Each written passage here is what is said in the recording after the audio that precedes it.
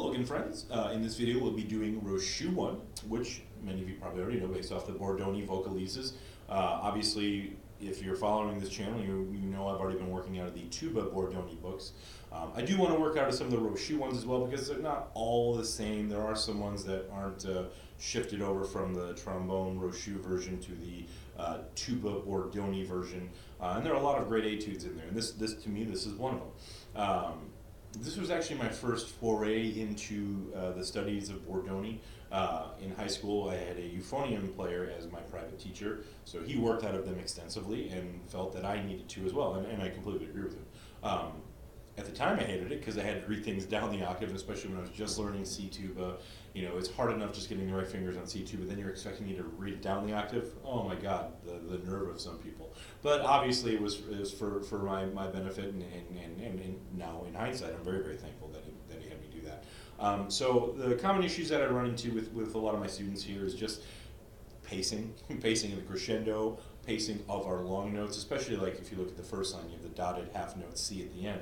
I can't tell you how many times kids will come in and play it maybe 2 counts long, just because, yes, it's a slow tempo. I don't know if I really agree that Andante's quarter note equals 60, in my opinion, but nonetheless, I try to keep it around that 60 mark, and yeah, we got to make sure that we got to watch the pacing of that. Yes, it's okay to cut some of these notes off short if you do need to take a breath, but within reason, especially if there are rests following the notes. I have a little bit of an issue if you're cutting them off, by a count or more.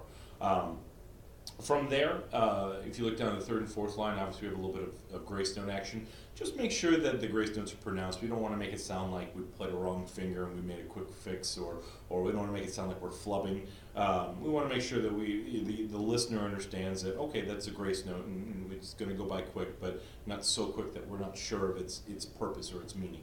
And then if you look down at the last 3 lines, I'm going to play it straight in time today, just so for those of you that maybe it's your first escapade into the Rochut book, you can at least get an idea of how the melody is supposed to go. However, when I'm working on expressiveness, when I'm working on phrasing and interpretation, I will definitely push and pull with the time here. So don't be afraid to do that, especially if you've gone through these books before.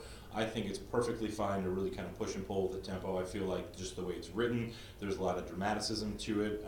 It makes it a little bit easier to kind of get in some breaths through this. I don't always love where the editors have put the breaths in here, but nonetheless, it's a way to help get through the phrasing and kind of come up with your own interpretation. So I'm going to keep it relatively straight, but by all means, once you get down to the 3rd, 2nd, and last lines from the bottom, go nuts. Kind of find your voice, kind of find your interpretation. So without further ado, Rochut 1.